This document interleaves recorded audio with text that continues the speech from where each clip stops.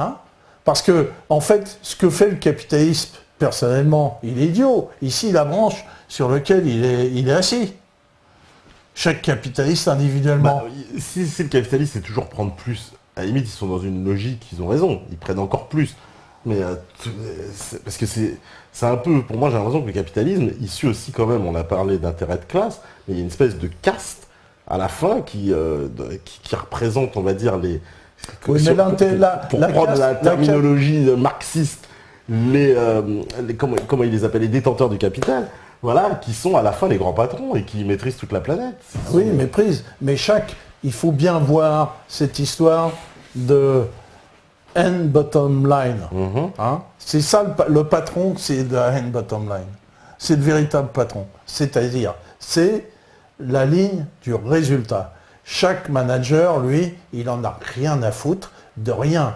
Ni de caste, ni de lutte de classe, ni de politique, ni de rien. Lui, il est manager, son boulot, souvent d'ailleurs, il n'est pas le propriétaire de la boîte. Hein.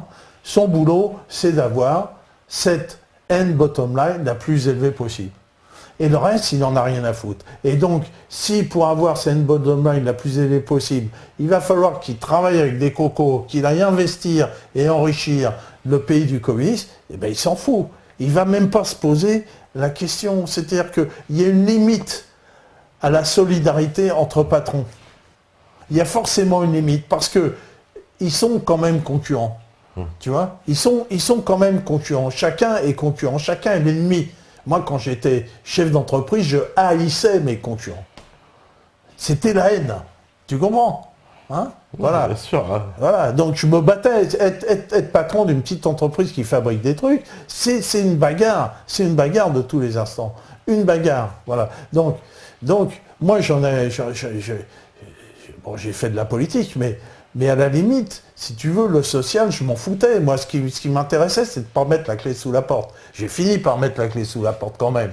Mais ma bagarre de tous les instants, c'était que à chaque bilan, tous les ans, c'est de pouvoir exister et revenir l'année prochaine, quoi. C'est ça la bagarre de tous les instants. J'ai fait ça pendant... jusqu'à 2009, en 2009, ça y est, tout s'est écroulé, pour moi c'est terminé. Et maintenant je vis avec un minimum et je vis dans la difficulté, tu vois, alors que je vivais très bien avant. Donc on voit bien que l'acharnement de chacun à défendre son bout de gras, si tu veux. Est-ce qu'il n'y a pas aussi une tendance naturelle de ces sociétés justement capitalistiques énormes à monopoliser justement toute la production et finalement retirer aux indépendants leur outil de production? Alors, évidemment que je ne peux pas brosser d'un tableau exhaustif, c'est que le capitalisme est passé par une phase de monopolisme. Hein. Donc ça, c'est ce qui a permis justement à Lénine de décrire son livre « L'impérialisme, stade suprême du capitalisme » et que l'impérialisme passe par une phase de monopolisation, d'abord, par concentration des entreprises, et que ces monopoles s'associent avec l'État, parce qu'au bout d'un moment, il y a ce que les communistes appelaient très bien le capitalisme monopoliste d'État, c'est-à-dire qu'on voit que toute cette société, Alcatel, machin, tout ça, ça vit avec l'État, ça vit avec les marchés d'État, les trucs d'armement, ça ne marche qu'avec l'État, et donc, et c'est très bien que tu me poses la question, parce qu'on va revenir au libéralisme. Rien n'est moins libéral que le capitalisme. Le capitalisme, c'est la négation absolue du libéralisme. Alors moi, je ne comprends pas comment des imbéciles, ça ne peut être que des imbéciles, prétendent qu'il y a un libéralisme, voire un ultra-libéralisme, qui veut encore moins dire, ça ne veut rien dire absolu. L'ultralibéralisme, je ne sais pas ce que ça veut dire. Alors, il y a une phraséologie qui est utilisée par les crétins de gauche. Si tu peux mettre gauche avec crétin, ça va en même temps. Oui, on va avoir beaucoup de problèmes. C'est pas grave. Et donc, qui brouille les cartes complètement. Parce que cherche un capitaliste? Un capitaliste est intrinsèquement un anti-libéral. Pourquoi? Parce que tu es dans la concurrence. Le libéralisme, c'est la concurrence. Mais moi, je suis capitaliste, je hais la concurrence. Moi j'aimerais être tout seul à vendre mon produit. Si je suis tout seul, et si j'ai le monopole, si j'ai pas à m'emmerder avec un abruti qui va vouloir vendre moins cher que moi, ça y est, je suis bien, je suis tranquille. Tu vois le truc. Donc, lui, la tendance du capitalisme, c'est justement le monopolisme d'État, si tu veux. Tu vois ? Parce que ce monopolisme... Le capitaliste, il veut être étatiste. Il est étatiste, il veut être monopoliste. Là, on voit bien que les États-Unis, c'est bien l'inverse. Les États-Unis, c'est l'inverse d'un pays libéral. Enfin, c'est pas un pays libéral, les États-Unis. Tu vois, c'est un pays de monopole, c'est un pays qui s'attaque aux libertés individuelles. D'ailleurs, aux États-Unis, libéral, ça veut dire de gauche. Donc, tu vois, il y a que les crétins de gauche d'ici qui prétendent que libéral, c'est la droite. Moi, je suis abasourdi quand on parle j'entends de ça. néolibéralisme aussi. Hein ? On parle de néolibéralisme Mais beaucoup.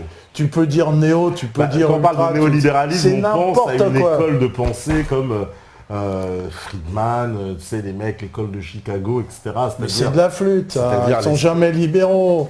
C'est-à-dire c'est un espèce de libéralisme à outrance, on peut dire un espèce de...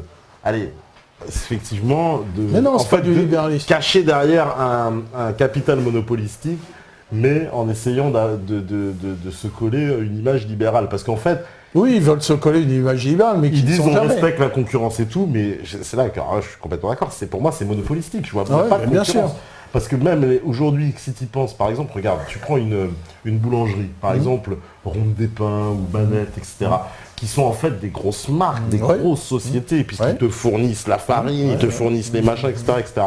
Donc en fait, ils sont en train de dépouiller, pour moi, les personnes de leur outil de production. Bien sûr. C'est pas du tout du libéralisme, genre le petit ouvrier, l'artisan, etc. Non, pas du tout, c'est tout l'inverse. C'est la McDonaldisation des artisans. Voilà. Le capitalisme, si tu veux, se sublime en étatisme, partout. En étatisme et en impérialisme. C'est ce qu'on voit aux États-Unis. C'est-à-dire que Lénine a dit l'impérialiste stade suprême du capitalisme. Moi, je dirais que l'étatiste, c'est le stade ultime du capitalisme. D'accord. Voilà, c'est le stade ultime. C'est-à-dire qu'il n'y a plus de concurrence, il n'y a plus que 3-4 mecs, on voit, il n'y a plus que Microsoft, il n'y a plus que, si tu veux, tu n'as plus qu'une main, et puis tu n'as plus que l'État derrière, et puis tu as l'armée qui devient quelque chose d'absolument énorme. Et tu as un État omnipotent comme il y a aux États-Unis, un État qui a un nombre de fonctionnaires absolument incroyable. Alors, c'est vachement rare ce que tu dis, parce que les États-Unis, les gens ont plutôt l'habitude de penser, donc comme un gros cliché, on fustige la France par exemple d'avoir trop de fonctionnaires, et les États-Unis seraient justement... il n'y aurait pas de fonctionnaires, alors c'est tout l'inverse. Tu prends déjà tous ceux qui travaillent dans la NSA, dans l'armée, c'est absolument énorme, quoi. En fait, la différence, c'est parce qu'aux États-Unis, on peut se faire virer de l'administration, contrairement à la France. Voilà, c'est ça la seule différence. Mais ils ont une administration donc énorme. Le capitalisme n'est absolument pas libéral, donc parler de libéralisme, c'est un non-sens absolu, et que à partir de là, si tu veux, il y a dans la lutte politique des clercs, il y a une habitude d'inverser l'idéologie, d'en faire toujours le contraire. Oui, d'accord. Oui. On se bat en prenant une idée, l'idée on va prendre la décroissance. Ça, tu sais qu'il il en a parlé, c'est marrant, il en a parlé justement de cette idée que justement, d'inverser. Exactement, que le système générait les contraires. Il disait que c'était une stratégie anglo-saxonne justement pour générer les contraires et provoquer la réaction de l'autre. Absolument. Non, mais ça c'est absolument vrai. Mais ça c'est général. Quand tu prends l'Église qui s'accapare Saint François d'Assise, aujourd'hui, les clercs d'aujourd'hui s'accaparent l'écologie, s'accaparent la décroissance, s'accaparent la mondialisation, s'accaparent la gauche, et donc s'accaparent ils vont dire que le libéralisme c'est dégueulasse, parce que le libéralisme c'est quand même l'idéologie de la liberté. Donc quand tu vas dire que le libéralisme c'est dégueulasse, c'est peut-être parce que contre la liberté. Alors, les mots ont un sens, je sais pas. et peut-être que justement c'est parce que le sens est galvaudé, quoi, le sens du mot libéralisme. Parce qu'aujourd'hui libéralisme, j'avoue, en France c'est mal vu. Tu dis je suis un libéral, moi je dis je suis pas libéral. bien. Messieurs, voilà. Libéral. Je suis un libéral libertaire. Je suis pour la liberté. Voilà. Et donc, étant un libéral, libertaire et pour la liberté, je suis pour la liberté des nations. Et je suis pour ma nation, je suis pour les frontières. Tu vas pas être le pote de Adrien Aboisi, hein, parce que il définit l'idéologie. Alors non, parce que je dis ça parce qu'il va venir dans pas longtemps ici, donc ça se trouve même peut-être il regarde. Et lui, il définit l'idéologie justement dominante du moment comme une idéologie libéraux-libertaire. C'est exactement le contraire. Ah, c'est encore un nouveau clash. L'inverse. C'est l'inverse encore. C'est l'inverse. Non, lui, il dit que toute l'idéologie dominante se profile de ce côté-là. C'est d'une stupidité monumentale. Je suis désolé, parce que dans notre société, tout concourt à aller à l'encontre des libertés. Enfin, tu le vois bien, quoi. Je suis pas tout à fait d'accord. On veut la liberté de tout. Regarde, le mariage pour tous, c'est bien la liberté pour... comme si le mariage c'était la liberté. C'est des libertés sociétales. Mais la théorie du genre qui veut que... qui est une théorie ramenée par des féministes qui dit que les femmes ne sont pas vraiment des femmes, machin, tu as l'imitation de vitesse, t'as une multiplication de lois. Justement, il a une formule que j'adore, il dit « tout est permis, rien n'est possible ». Et je trouve... justement, tout est permis, rien n'est possible. C'est bien qu'il y a une tartufferie, tout ça. Ah oui, pour lui, c'est une tartufferie. Ah bah oui, mais dans la réalité, c'est pas libéral du tout. Enfin, on voit bien qu'on est surveillé, on voit bien qu'on essaye de faire notre émission, on nous casse les pieds. On voit bien que si je téléphone à ma femme en lui demandant « est-ce que tu as ramené le pain ?» tout ça, ça va à la NSA. Tout le monde, on est surveillé, que c'est une société orwellienne, enfin. Donc c'est bien le contraire du libéralisme. Dans la réalité, il ne faut pas me raconter des conneries, qu'on est dans une société libérale-libertaire. Non, mais enfin, je suis abasourdi quand j'entends des choses pareilles. Abasourdi. Pour être un libéral-libertaire, il faut être un nationaliste. Un nationaliste est un libéral-libertaire. Voilà. Un nationaliste. Je suis nationaliste. Je suis ça aussi, pour ça plaît pas comme la mot, nation. encore. Mais moi, j'en ai rien à foutre, je suis pas là pour tout. Voilà. Je suis pour la nation, parce que seule la nation peut permettre de sauvegarder un corpus de lois, qui vont obliger les partenaires sociaux, les exploiteurs, les obliger à les conformer dans un système qui va faire que ça fonctionne. Ouais. Comme ça a fonctionné. Ça a fonctionné. Pourquoi ça ne pourrait pas refonctionner ? Ça a déjà fonctionné. Ça pourrait refonctionner. Et pour ça, il faut qu'on ait des frontières et qu'on oblige, avec des lois sociales, les gens à faire comme on faisait avant. Donc c'est pour ça qu'il faut être pour la nation. Seule une révolution nationale pourra permettre de revenir à des choses qui puissent fonctionner pour tout le monde, puisque même on a vu que c'est même l'intérêt des capitalistes d'avoir un marché et de pouvoir, parce que cette histoire de faire fonctionner la bulle financière, ça va pas marcher, ça se trouve dans un an ou deux, au plus tout va s'écrouler, tu vois. Tu peux pas mettre le pétrole à je sais pas moi, à 100 € le litre, enfin c'est pas possible, quoi. Donc voilà, donc il y a une limite. S'il y a une limite, c'est bien la limite à la spéculation. Tu vois ? Là, il y a une limite. Tu vois ? Et donc il faut en revenir à quelque chose qui est raisonnable, à quelque chose, à un ensemble de nations qui échangent dans un système de réseau. Voilà, tu échanges avec des accords bilatéraux avec l'Espagne, avec l'Allemagne, avec la Chine. Pareil, pourquoi plus avec l'Allemagne qu'avec la Chine ou moi ? Bon, donc il faut en revenir à notre nation. Il faut en revenir à notre nation et remettre des lois qui soient dans l'intérêt des gens. Voilà. Pourquoi nous, il n'y aurait que des choses qui iraient à l'encontre de nos intérêts ? Donc nous, on est des citoyens, on voudrait qu'il y ait à nouveau des lois qui aillent donc ça veut dire dans le sens de nos intérêts. Parce que là, notre pouvoir, il a été confisqué par les grandes sociétés monopolisées, par les monopolistiques, par les grandes sociétés mondialistes. Avec le soutien, il faut le préciser, d'hommes politiques. Ça n'aurait jamais pu se faire sans cette collusion, quoi, on va dire. Donc on va reparler de cette nouvelle révolution française, d'où on a des acquis idéologiques en France. Je parle d'acquis idéologiques, les acquis de 1789 et des droits de l'homme. Ces acquis sont basés sur la souveraineté des nations, c'est le point numéro 1, hein, c'est l'article 3, et sur la loi. C'est les deux éléments. La loi et la souveraineté des nations.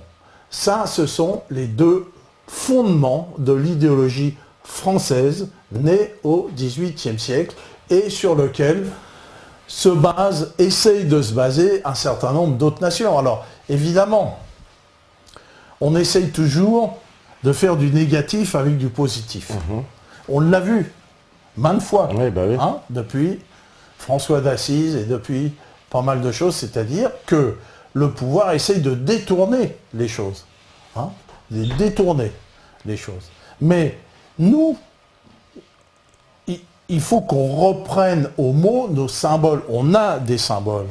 On n'a qu'à se les accaparer et dire, ben voilà, hein, la souveraineté, ben elle n'est pas à l'article 3, il n'est pas du tout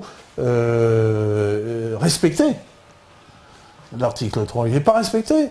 Hein, et donc, il faut en revenir à la loi, il faut en revenir aux lois sociales, et si tu veux revenir aux lois sociales, ben, tu es bien obligé de faire des frontières. Voilà la seule révolution, la seule néo-révolution qu'on a à faire. On doit continuer la révolution de 1789, qui n'a pas été respectée, qui est tombée à l'eau.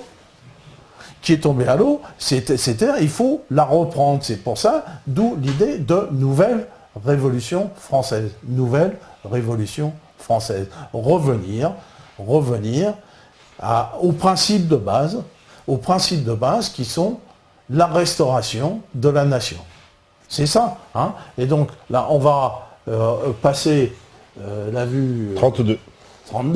Alors là, on voit... voilà, donc on voit Jean Moulin, l'exemple. Alors Leclerc. tu as un exemple absolument important qui est l'exemple du CNR. Et comment les patrons, qui étaient en général des collaborateurs, ont pris la trouille et ont permis d'établir des lois sociales. Bon, alors là, j'ai repris des images, des icônes de France, hein, des icônes qui représentent la nation, c'est-à-dire la droite à droite, c'est-à-dire la droite nationaliste du général de Gaulle et Leclerc de Haute-Cloque, qui était les deux étaient membres de l'Action française, hein, des Maurassiens, mais qui étaient des patriotes. Ils étaient des patriotes. On s'en fout qu'ils soient Maurassiens, ils étaient des patriotes. Et qu'est-ce que ça à droite? Tu as Jean Moulin qui était radical socialiste, et tu as Colonel Fabien qui était un rouge, un communiste. Qu'est-ce qui fait que ces 4 personnes sont sur le même drapeau? C'est pas parce qu'il y en a un qui était membre de l'Action française et un autre membre du Parti communiste. On n'en a rien à foutre. Ce qui les caractérise, c'est que c'était des patriotes. Et que leur action a justement permis, le CNR a permis les lois sociales. D'abord, a permis à la France de recouvrer son indépendance, pas longtemps, parce qu'elle a été accaparée par les États-Unis, mais leur action a permis au moins un certain renouveau de la France, quoi. Et puis l'honneur de la France, si tu veux. Donc, ce qui est important, c'est pas d'être maurassien, c'est pas d'être marxiste, c'est pas d'être socialiste, c'est pas d'être libéral, libertaire, d'être n'importe quoi, des mots dont on n'a rien à foutre. Rien à foutre. Ce qui est important, c'est de défendre sa nation et sa patrie. Voilà. Point. Ça, c'est la ligne. Parce que là, faut le dire, là, c'est un moment où la France allait au bord de disparaître, quoi, carrément. Voilà. Donc il y a une unité indispensable entre, effectivement, comme tu dis, un colonel Fabien de Gaulle qui, à la base, n'appartiennent pas à la même classe, aux mêmes intérêts que classe. Voilà. Exactement. Mais ils ont un intérêt supérieur qui est l'intérêt national. Supérieur qui est l'intérêt national. Et il n'y a que ça qui importe. Il n'y a que ça qui mobilise, si tu veux. Hein, voilà. C'est peut-être abstrait. Hein. Pourquoi Leclerc de Haute-Cloque, il est patriote? Pourquoi De Gaulle, qui est d'une caste de militaire, il est patriote? J'en sais rien, il faudra lui demander. Hein. Moi, je comprends que, moi j'ai été communiste, je comprends pourquoi le colonel Fabien, il est patriote. Je comprends, parce que c'est logique. Alors. Si tu veux, quand tu es communiste, c'est logique d'être patriote. Voilà. Mais pourquoi Celui-là. Je vais essayer de conclure. Vas-y. Hein. Donc là, on est bien dans la nouvelle. C'est bon, ça marche.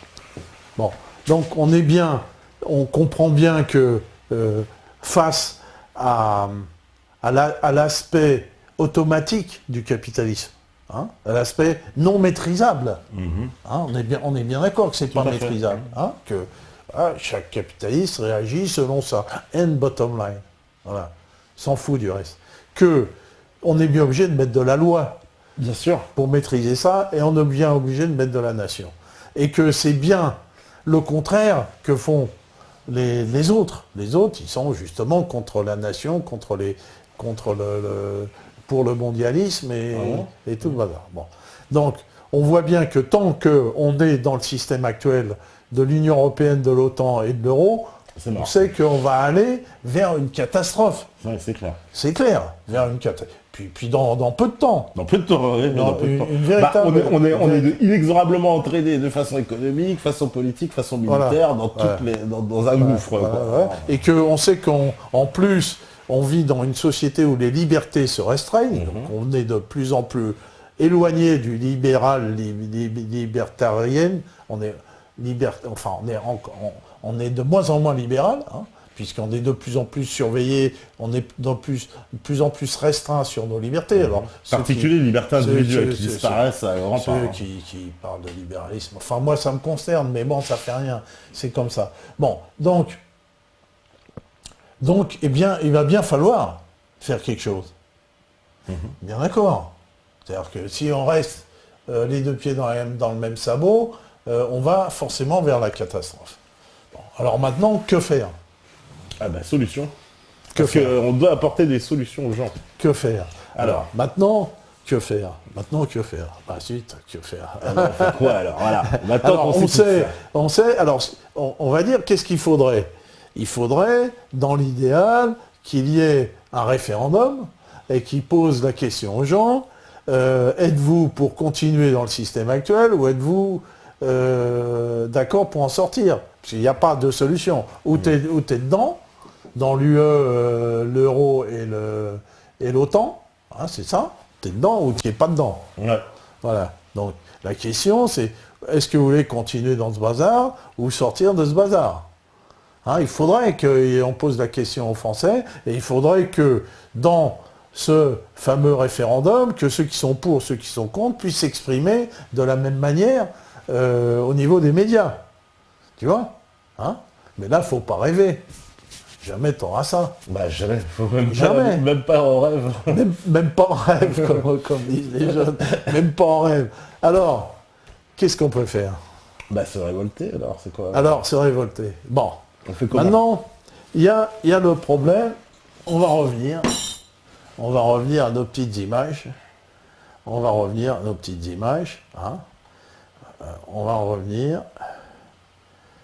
Ah, j'avais l'image de Valmy. C'est-à-dire, moi, je reviens à ma Révolution française, je suis désolé. Ah ben, c'est le thème, ça tombe bien. Je suis désolé, cher monomaniaque de la Révolution française. Cher Pierre Hillard, je vous aime bien. Pierre Hillard, franchement, il défend bien son idéologie. Et moi, je partage certaines de ses vues, c'est-à-dire qu'il dit que la Révolution française a fait exploser des structures, etc. Et que finalement, même s'il pouvait y avoir quelque chose de bien de base, ça a dérivé, Alors moi je me base sur alors c'est la vue 28. Alors elle est magnifique. Je me base sur ce qui existait parce que tu ne peux te baser que sur des trucs qui ont marché, pas sur des utopies. Et donc je sais qu'en 89, puis qu'il y a eu 92 et 93, finalement au début c'était une révolte et puis ça a tourné de fil en aiguille en révolution, et puis il y a eu la Convention qui a commencé à mettre en scène tout ça. Et puis on a eu des invasions étrangères. Tu vois, hein? Il y a Brunswick qui est venu, et puis les Anglais qui ont aidé les Chouans derrière, et la France a commencé à être pris en tenaille par l'étranger. Alors, qu'est-ce qui s'est passé? Il y a eu deux choses. Un, il y a eu des volontaires. On a recruté des volontaires, les fédérés, qui sont venus, qui ont chanté la Marseillaise, etc. On a vu les trucs. Mais qu'est-ce qu'il y a eu? Il y a eu des chefs militaires, des généraux, professionnels, comme Bonaparte, comme Kellermann, comme Dumouriez, des professionnels de la profession de général qui sont venus et qui ont encadré ces gens-là et qui ont constitué une armée réelle qui a permis au peuple de France de vaincre l'étranger. Donc on a eu ces militaires qui ont permis de faire ça. Et donc, effectivement, quand tu vois ça, tu peux revenir au tableau précédent. Là, on va revenir à, par exemple, ici, à l'image, où on voit, c'est laquelle? Là, je vois mal. Le général de Gaulle. C'est la vue 30, passe-nous la vue 30. Ici, c'est plus Kellermann, c'est plus Dumouriez. C'est de Gaulle. C'est de Gaulle, Kellermann, et c'est Leclerc de Haute-Cloque, Dumouriez. C'est-à-dire des généraux professionnels, patriotes, qui ont pris en main le destin de la France et qui ont pris en main des va-nu-pieds, qui en ont fait des militaires, qui ont fait une armée et qui ont sauvé l'honneur de la France. Donc moi je me base sur ces deux aspects qui ont fonctionné. Et effectivement, moi je me dis, de toute façon comme André Vauquelin qui a écrit son bouquin, je me dis, mais rien ne pourra se faire sans l'armée française. Il faut quoi, un coup d'état militaire alors? Donc ça c'est la vue combien? La vue, la dernière, tu prends la dernière avec les chars sur les Champs-Élysées. Un coup d'état militaire alors on va dire, un coup d'état... Alors moi je suis pas rien, simplement moi j'observe l'histoire, j'observe les choses. Je me dis, soit il y a deux solutions, soit la France va vers une catastrophe économique et des révoltes type bonnet rouge, ou des gens qui vont finir par tout casser, par tout casser, par simple colère, et qu'on va vers des émeutes, on va vers des émeutes qui pourraient s'avérer extrêmement graves. Soit il y a un changement dans l'ordre. C'est-à-dire un changement dans l'ordre, c'est-à-dire des gens qui obligent, qui vont rétablir la République et la démocratie, rétablir la souveraineté du peuple, c'est-à-dire qui vont dire, voilà, eh bien c'est au peuple français de juger s'il veut continuer dans la voie du merdier de l'Union européenne et du machin, ou s'il veut en sortir. Parce que tu vois très bien que c'est pas eux-mêmes qui vont le faire, ça. Tous les partis politiques, tous les politiciens sont dans le système. Tous les politiciens sont dans le système. Tous les politiciens sont pour le système. C'est pour ça un coup d'État, mais alors quoi, un militaire qui vient à la De Gaulle, parce que De Gaulle c'est un coup d'État militaire. Oui, De Gaulle c'est un coup d'État militaire. Il a dit non, mais c'est De Gaulle, un coup d'État militaire, et tout de suite après il fait un référendum. Oui. C'est vrai. Voilà. Mais il prend le pouvoir aussi, il force quand même il entoure les députés avec les parachutistes, on connaît tous l'opération, comment s'appelait cette opération comment elle a été faite, d'ailleurs avec l'aide des Américains au départ. Avec l'aide des Américains, qui étaient d'accord pour ce coup d'État en France. Parce qu'au départ, ils devaient garder l'Algérie française, puis bon...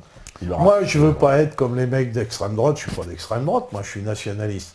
Pour moi, un nationaliste peut être que d'extrême gauche. Mais bon, moi, je suis dans la logique. Alors, je vais te poser une question. Je suis dans la avocat du diable. Je me dis, dans le système actuel, il n'y a aucune chance qu'il y ait une modification. Justement, question avocat du diable. Je vais les nommer, ces questions-là. Justement, puisque l'intérêt national passe au-dessus des intérêts de Chapelle, comme on l'a vu dans le CNR, alors pourquoi on ne peut pas faire l'alliance avec l'extrême droite? Alors, très bonne question, mon ami. Mais pour moi, je dis je suis d'extrême gauche parce que je rigole. Mais en fait, je suis de rien du tout. Ouais. J'en ai rien à foutre. Comme je t'ai montré, sur le drapeau français, il y avait des mecs à droite qui étaient qualifiés d'extrême droite et des mecs à gauche qui étaient qualifiés d'extrême gauche. Mais on n'en a rien à foutre.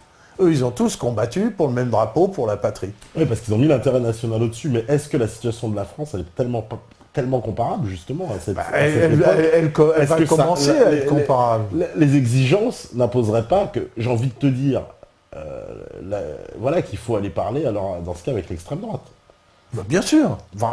L'attitude inverse de l'extrême gauche, d'ailleurs, qui dit on ne parle pas avec l'extrême droite. Mais qu'est-ce que c'est que l'extrême droite? Alors qu'on m'indique ce que c'est que l'extrême droite. Moi, je ne sais pas ce que c'est. Alors dis-moi, parle-moi des noms. Donne-moi des noms.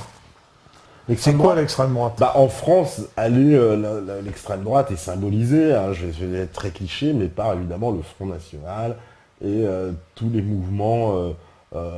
Alors, il y a les mouvements, ce qu'on appelle dits identitaires. Ça, c'est les nouveaux mouvements, type riposte laïque, F de souche, voilà, bloc identitaire, etc. C'est ces mouvements qui se revendiquent identitaires. Bonne question.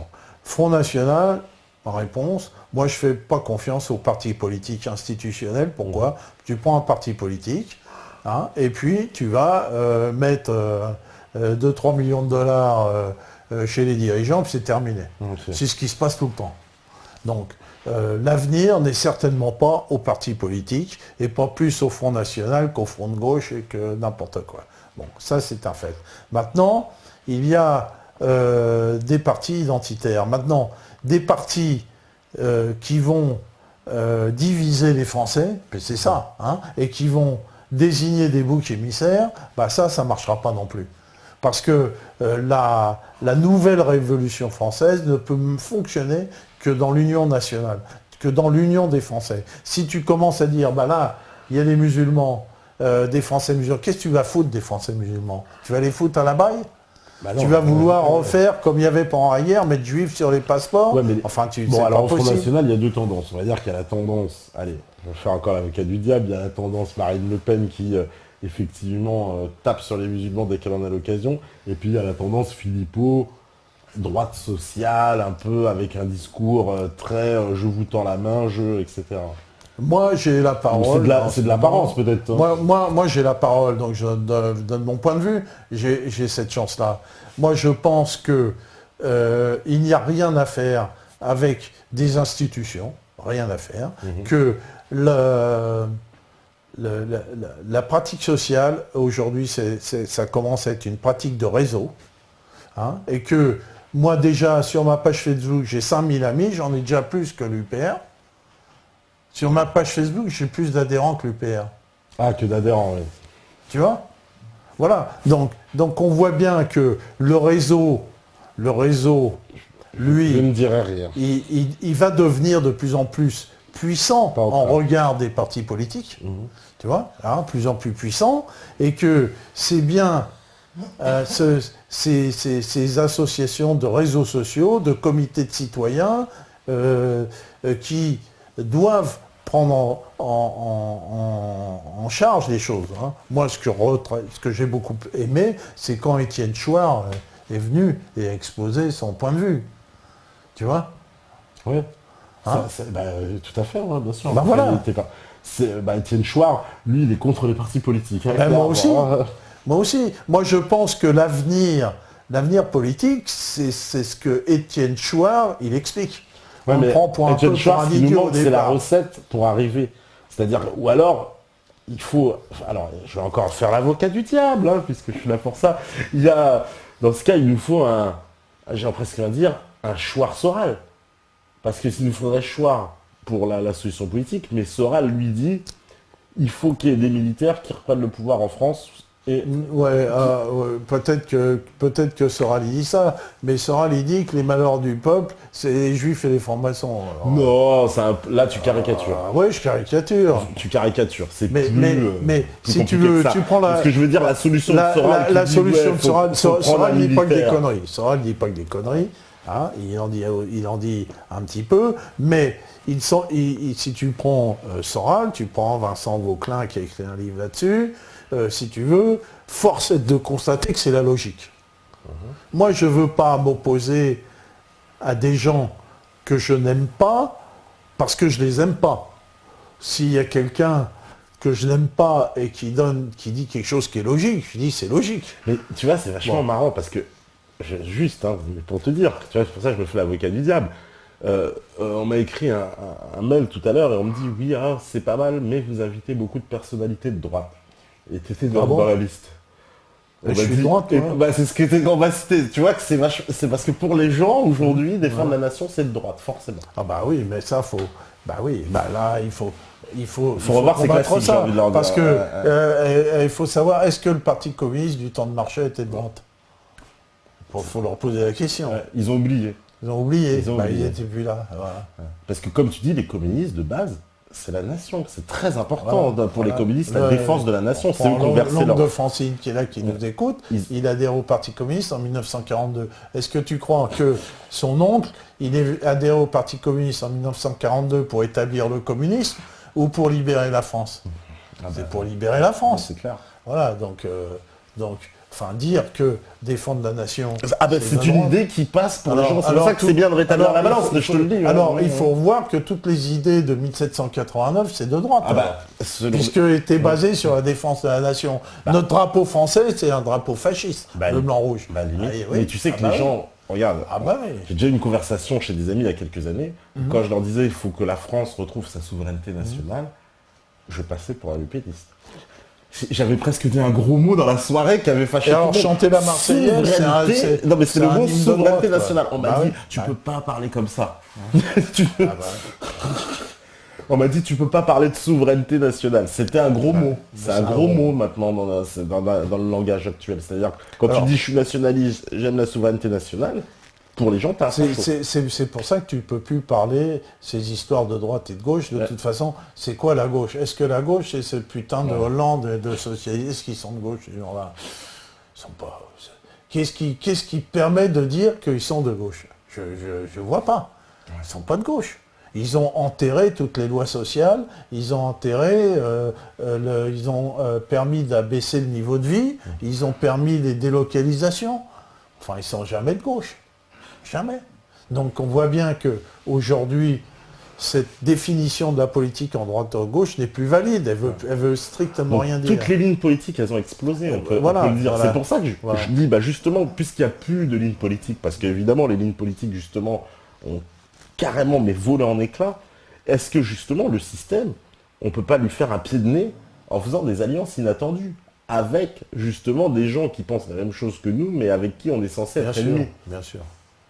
Bien sûr. Et ce serait pas ça le nouveau CNR, puisque tout le monde veut faire ce nouveau CNR. Parce que le nouveau CNR, c'est pas mettre à la table des gens qui de toute façon, à la base, sont désignés par le système pour être ennemis. Tu vois, j'ai presque envie de dire, allez, je vais à l'extrême, on prend une table, on met Serge Ayoub et le chef des Antifas. Et en fait, ils doivent parler ensemble. C'est un peu ça, la situation. Ici, j'ai demandé sur ma page Facebook, j'ai des gens du Front National, j'ai des gens du Front de gauche. J'aurais deux leaders, Ariane Walter et Grégory Génaro. Grégory Génaro, il a été responsable du FNJ de la région PACA. Je l'ai rencontré, il est très sympa d'ailleurs. Oui, très sympa. Très sympa, je lui passe le bonjour. Un pote, en plus, d'ici qu'on me ressorte la photo, parce que j'ai fait une photo avec lui, alors on va me dire, oui, t'as fait une photo avec un mec du Front National. Je l'ai fait, et c'était très sympa. Il y a Ariane Walter, je ne sais pas si tu la connais, elle nous regarde aussi. Ariane Walter, elle est très proche de Mélenchon. Oui, je connais le nom, je ne l'ai jamais rencontré, mais je connais le nom. Je lui dis, écoutez, vous venez par Skype, vous discutez sur Meta TV, Front National, Front de gauche. Ce serait génial. Oui, mais ils n'ont pas voulu. Tu vois que même discuter, ils veulent pas, à un moment donné... Pourtant, ils sont d'accord sur tout, presque.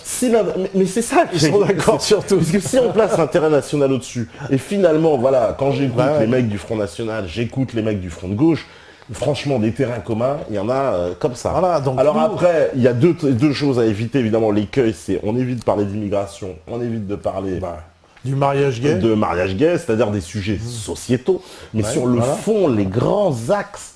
Et c'est, Bah, nous, on à la va limite, essayer. il faudra charcler après sur ces Alors, grands axes, on sur va- ces sujets de société. Mais sur le fond, il faut que, Voilà. il faut Donc, que ça discute. on peut lancer un appel ici. Alors on lance un Hein, appel. S'il y a des gens qui appartiennent au Front National ou qui prétendent être de droite et qui veulent discuter avec des gens du Front de gauche qui prétendent On être de gauche, invite tous eh bien, les esprits il nous bienveillants. ferait bien plaisir et ce serait extrêmement intéressant sur Meta TV qu'il y ait des Une rencontre, échanges de points tout de à vue. fait. Voilà, c'est un petit peu le but qu'on Oh, aimerait, Tout à fait. amener. Et rompre ce tabou et cette j'ai envie de dire, ce cadre institutionnalisé où on te dit, lui c'est ton ennemi et voilà, et tu peux pas parler avec lui et tu pourras jamais rien en tirer. Parce qu'il faut sortir des sentiers, sortir. Alors, donc, pour conclure, il faut bien conclure, qu'on aille oui. se coucher. Oui, On est bien d'accord que la restauration de la nation, c'est le passage obligé de la nouvelle Révolution française. tout à fait. On est d'accord. Hein. Et que, quand même, on est d'accord que la souveraineté nationale, l'idée, elle est bien issue de Rousseau. Tout à fait, C'est-à-dire ouais. des idées Et la qui ont Révolution présidé française. de la Révolution française. D'accord. Donc, je dis bien à mon ami Pierre Hillard que, quand même, la meilleure antidote à la mondialisation, c'est bien l'idéologie française. L'idéologie française, c'est cet ensemble qui a été donné au monde. Qui a permis les nationalités, le droit international, qui n'est pas respecté, et que même, hein, j'ai voulu que Thierry Messant parle aussi ce soir un peu encore du droit international, et de la liberté des nations, et qu'on oppose à l'impérialisme. Parce que Pierre Hillard, il a dit, ah oui, mais la Russie, elle veut faire un ensemble supranational. Ben, la Russie, quand même, elle s'oppose, elle veut établir le droit international. Parce que si on veut qu'il y ait des nations indépendantes, ça pourra se faire que par le droit. Il n'y a que le droit international qui pourront faire qu'il y ait de